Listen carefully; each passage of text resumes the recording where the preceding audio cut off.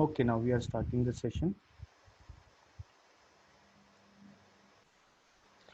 So today is the first lecture. We'll consider this as the first lecture only because yesterday was just the introduction of your syllabus. Okay, so we'll start with the first term, that is all about the automata. What does automata actually mean?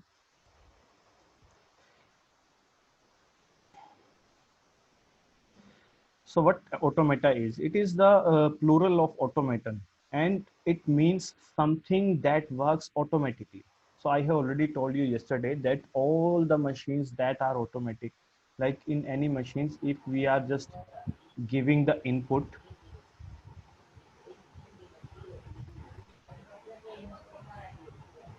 and it will give us the,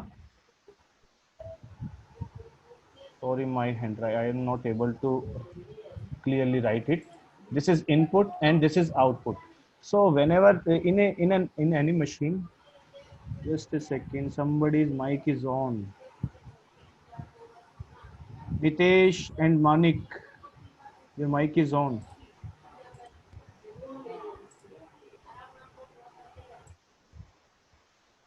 Okay, thank you, dear. Please make sure that your mic should be closed during the session. Okay, so in an automatic machine, what we are giving, we are just giving the input and we are getting the output into the, at the end, we are just getting the output. Okay, so automata theory is just about that. It is a study of abstract computational device and the computational problem that can be solved using them. And abstract devices are model of real computation. So when we are doing real computation, like after giving this input, what will happen to that device, or what this machine will do after getting this particular input. So we just have to simulate that behavior of machine. Okay, we have to simulate that behavior into the machine. So how our machine will work by giving a particular type of input. So this is all about the automata.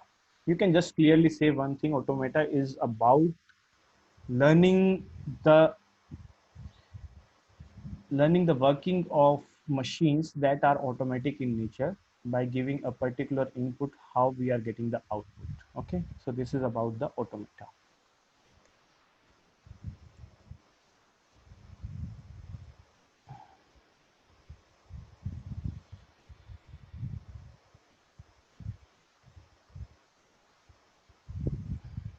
So now first one is the automata and formal language. What are computers, or what are models of computers? Like it gives us the answer of what are computers, how they are working, and what are the different models of computer. It is given by the automata and formal language actually. And the second point that we'll talk about is the compatibility, that can be computed by computers only. So how our computers are compatible with each other, or how they are compatible to other operations also. Till now we are getting the participant.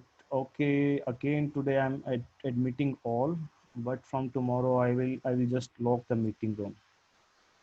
Okay, so kindly make sure that you entered into the meeting room on time.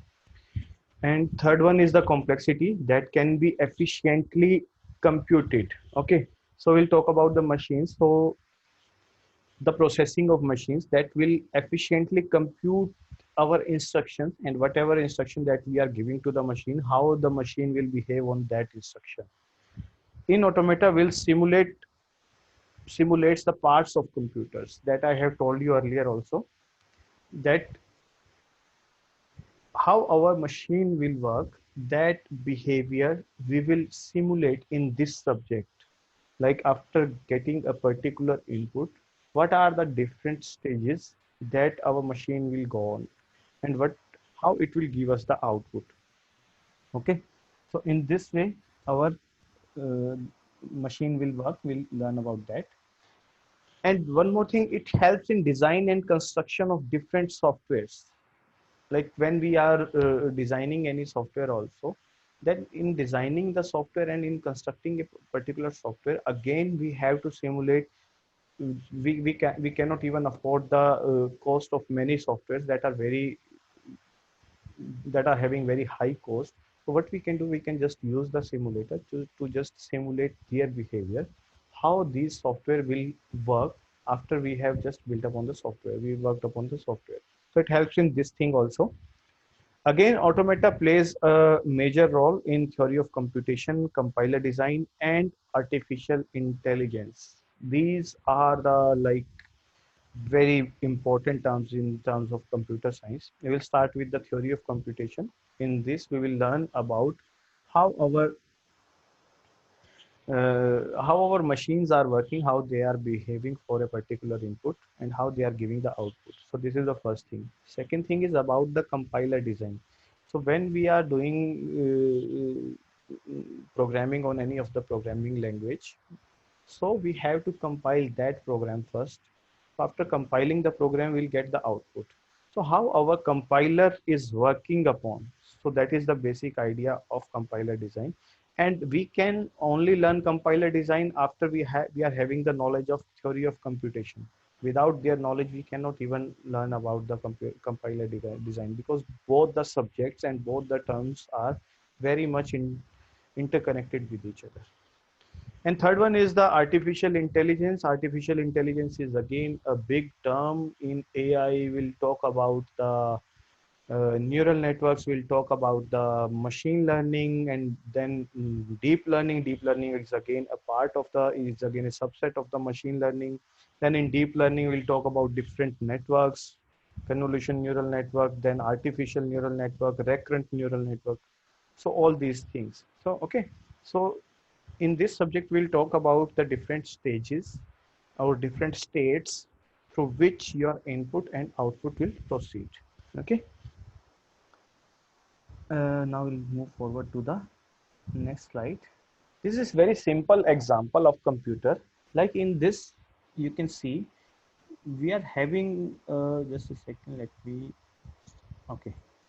We are having a battery over there, and we are having a LED bulb or light bulb, we can say over here. Okay, and here also we are having a switch. So after switch on that thing, then only our this circuit will connect, and then only our light bulb will blow. Okay, otherwise if the circuit is not complete, it will not blow. So what is the input in that case? If we'll talk about, our input is a switch. Okay, we are giving the input from the switch. We can just switch on it, or we can switch off it. So there are two inputs, we can give it to that. And what will be the output after, depending upon the input? That is the light bulb.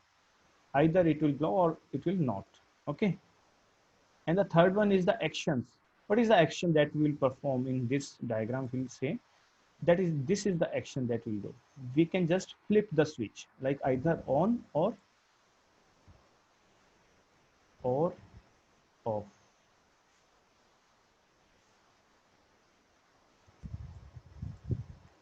Okay, and the fourth one is the states. So these are the fourth stage. Actions and states are somehow connected with each other. Action is somehow like we are just flipping the switch, like on and off. We are just doing this thing, and these two are the different states of this particular circuit. Okay, so you got this idea. Now we'll move forward to our next slide.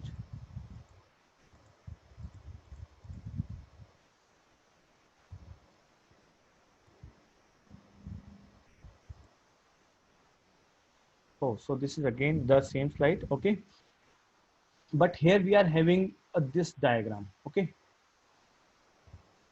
you can see from this diagram, we have started from here. Previously, the first state of this switch is off. Okay, now we are flipping the switch. After flipping the switch, what we can do, we will just switch on the we'll just on the switch. Okay, we have just on the switch. Okay, after when the switch is on, what we can do from here, we can off it. We are having only two options, either on or off. Okay, now from here you can see bulb is on if and only if there was an odd number of flips. Okay, bulb is on only if we are having odd number of flips. You can see from here, if we flip from here to here. How many flips we have done? Only one flip. Okay. So after flipping the switch, we come to the on. Then from on, what we'll do? We'll again flip it. So which flip is this? This is the second flip. Okay. So after getting the second flip, we'll reach at the off. Okay. Now again, we want to switch on the switch. Then what we have to do? We have to again flip the switch. So now what's the number of this flip? This is number third. So you can see only odd numbers are there to switch on the bulb. Okay. Because after getting the even number of flips, we will reach to the off button.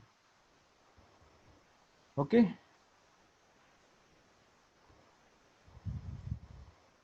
Any question till now? If that is not so important, like, then you can type this in the chat box. Otherwise, you can ask now also. I don't have any problem. This is a very simple example that we used to do in our everyday day-to-day life. Okay. Go to the next slide.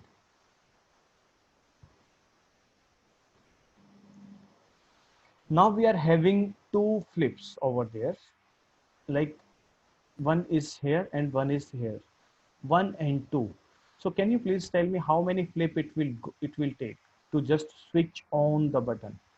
Now we'll talk about the inputs. How many inputs we are having? 1 and 2. We are having two inputs. Okay. And what are the actions? Action 1 is for flip switch 1. We can flip this switch on, off, on, off. Okay. This is the action 1. And action 2 is to flip the switch 2. We can also switch on and switch off this switch. Okay. And what will be the different states? First state will be of on and second will be off. So there are two different states. Okay, if you will focus on the diagram over here, you can see we'll start from here. Previously the bulb is off. Okay. Now what we'll do, we'll just flip the first button, first switch. Okay. After flipping first switch, can you tell me our bulb will be on or off? It will be off because our second switch is not on till now. Okay. So when it is off, and at this state, if I will flip the second switch also, can you see from here to here, I have flipped 1 and then 2. So after 1 comma 2, I can switch on my bulb. Okay. But if you will see, when okay, we'll start from the beginning again. We are here at this state, off state. Now we'll just switch on the second switch. Okay. Now again, because our first switch is off, this condition will be off, because our light bulb will be on when both the switches are on, switch 1 and switch 2. Both the switches are on, then only we can switch on the bulb.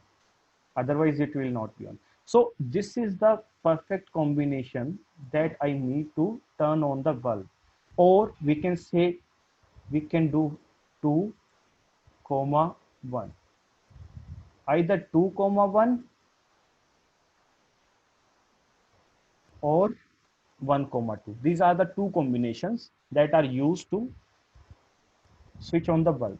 From here you can see that the input is 1, and then from here to here it is 2. Let me just use the spotlight. Okay, you can see from here to here input is 1, from here to here 2. So this is the combination of 1 or 2. And from here you can see the input is 1. For giving one input, we will reach to the off situation, just because our second switch is not on till now. Okay. So from every state, we have to give two outputs. Okay. Either flipping the on, no, first one is the flipping the first switch, Second one is the flipping the second switch. So there are four states over there. One, two, three, four. Okay. In first state also we are having two outputs. This one is the first. We are flipping the one, and from here we can flip the two also. So from flipping the two we can reach this situation. But we will our bulb will switch on only when the perfect combination of 1 2 or 2 1 is processed, otherwise it will not work. Okay, I hope I'm able to make you understand all these things, because that will be very very important for you, because if you will not understand this thing, then there will be difficulty in understanding the whole automata subject. Okay, if you have any question you can again type in the chat box. Uh, we'll explain this again. Okay, I'll be to go to the next slide. Let me just erase it first.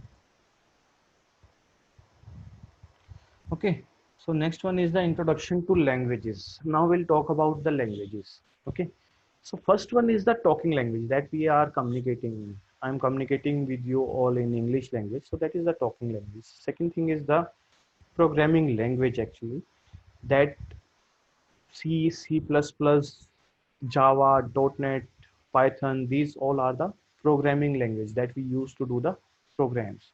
Okay, and third one is the and third one, formal languages, that is most important, and that is the backend of all these languages. Not all these, but it's a backend of programming language.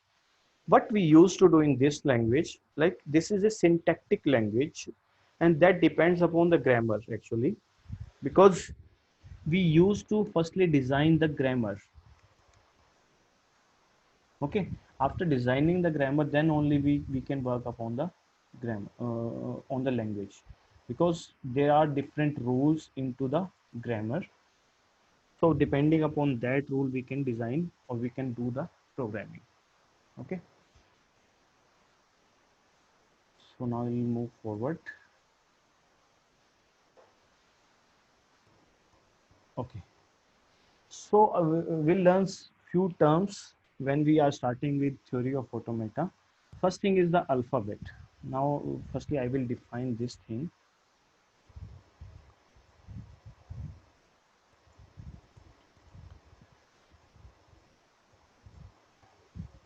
A finite non-empty set of symbols, a finite non-empty set of symbols oblique letters is called an alphabet, and it is denoted by sigma. This is a Greek letter, actually, and we use it to denote the alphabets. You have to remember this, because I will use this symbol throughout the course. Okay, so you have to remember this symbol and what it is used for. We'll give you an example for this, otherwise it is difficult for you to understand the thing. Okay, here you can see we are having sigma is equal to a comma b. What does that mean, actually? Actually, this means that we are having a set of symbols that contains a and b. Okay, so now what is sigma? Sigma is again a set of alphabets. Okay, so sigma is equal to a comma b, and in the second example, if we'll see, sigma is equal to 0 and 1. So 0 and 1, in this case 0 and 1 are the letters, okay, or the symbols that we can use, we will say. So these and third one is the example of sigma is equal to I, j and k. This is again a set of symbols or letters. So sigma is an alphabet, and we used and we use sigma to denote the alphabets only. Okay, and the third one is the a certain version of language algol has 113 letters. So the letter of the like alphabet set of, if you see the alphabet set of these language will consist of 113 letters. I'm not writing down the letter, I'm just writing the numbers over there. So this is the example of this one. Okay, so the sigma for this particular language will consist of 113 letters. I have not written down the letters, just you have to understand. There can be A, B, C, D, or like any type of letters will be there. So this is again the set of letters. So this is the example of alphabets.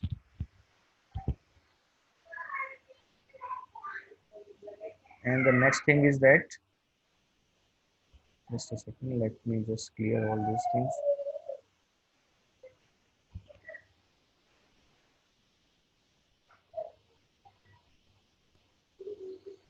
Okay, now move forward to the next slide.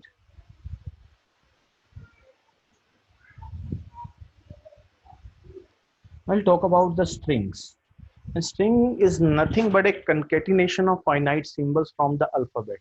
Suppose in the previous example, what we have learned this an example like sigma is equal to a comma b. What does that mean? Sigma is the set of letters, or we will call it a alphabet. Okay, so in a particular language we will be having these alphabets only.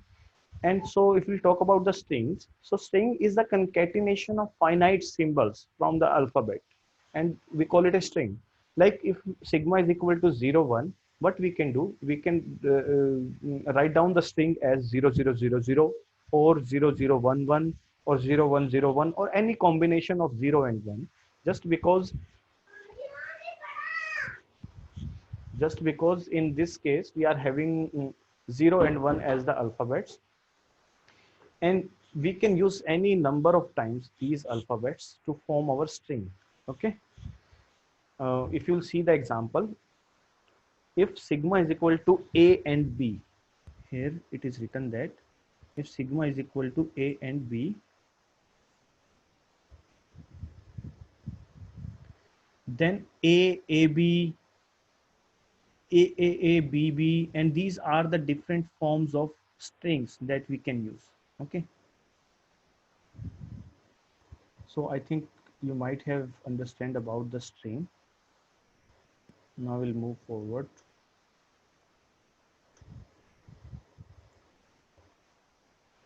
Again, language is the set of all strings of terminal symbols derivable from alphabets. Suppose in a for a particular language, we'll define a particular language. Suppose here I have to draw something. Just a second.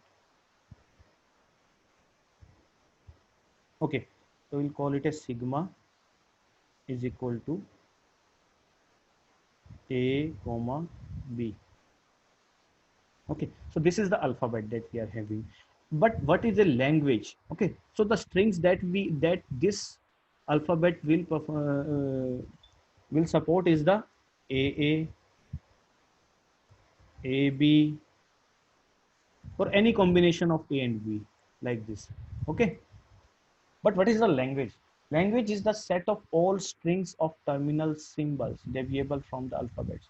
So it is a set of all strings, like how many strings that we can deviate from this alphabet, that we call it a language. Okay, if you are not getting this term language, don't worry about it. We'll learn in more detail. That is just the beginning, or that is just the brief about the language. Okay, don't worry about it.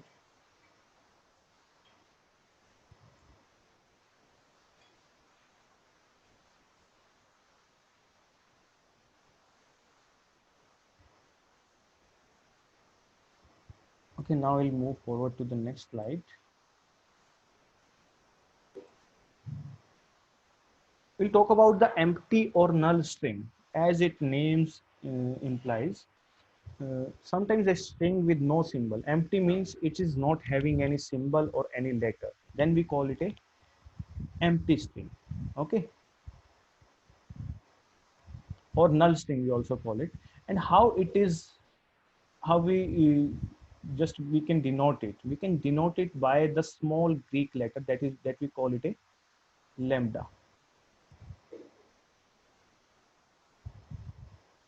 This way we can denote the empty string, or we can denote it by the capital lambda, capital Greek letter lambda, that is this. You have to, because in some books you will see this type of this type of empty string, they have denoted in this uh, letter, and some in some books they have denoted by using this letter. Okay, now we'll move forward to the next slide. Now we'll talk about the words. In today's lecture also we are just discussing the brief some basic terms, some basic terminologies that we will learn throughout the course. So before starting the course we have to understand all these terms and all these notations. Just because if I will use these notations into the course, then you might not be able to understand these things. So that's why I am discussing all these terms. That is very useful to discuss.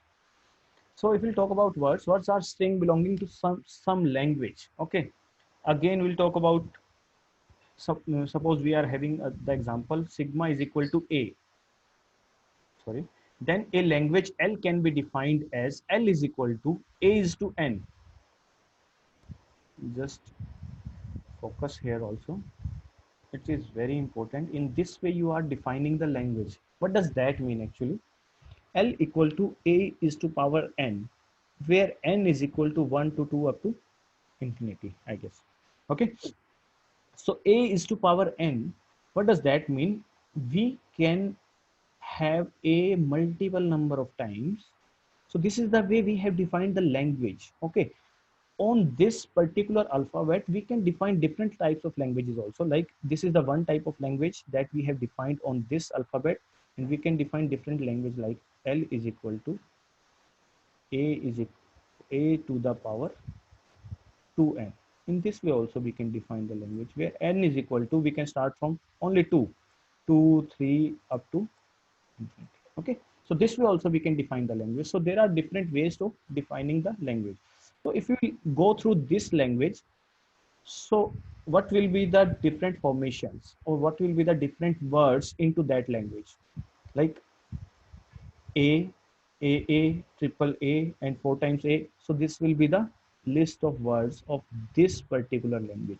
But if we'll talk about this language, sorry, my screen is little messy now, but I had to draw the things to make you understand. That's why only. So if we'll talk about this language, so what are the expected words that we can have in this? A to the power 2n, and where n starts from 2. If we'll put down the value of n equal to 2, then first what will be the first word? N is to power 4. It means 4 times A is the predicted word of this language actually. Okay,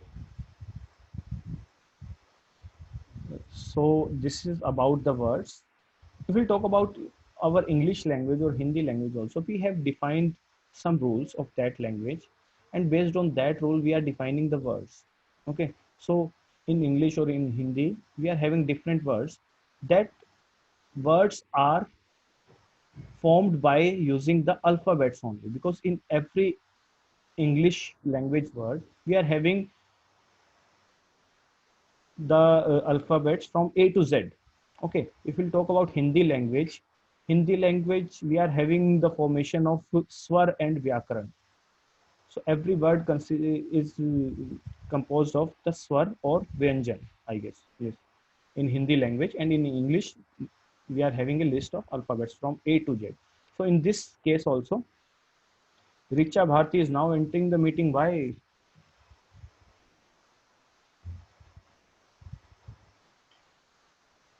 Okay, so in this type of language, we'll talk about the formal languages. Again, we have to decide the rule. So this is the rule that we have decided for the language.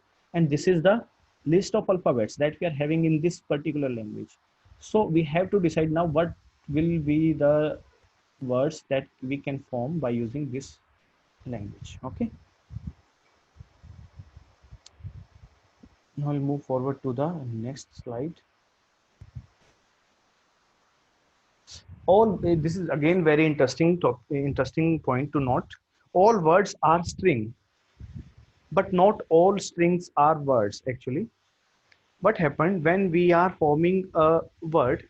If I will move forward to the previous slide of, like, when we have decided the strings. Okay, you can see, you can write down the you can just read out the definition of string. Concatenation of finite symbol from the alphabet is called a string. Okay, this is, we can concatenate the finite symbol from the alphabet, like a b b b b a b b a b, these type of things. Okay, but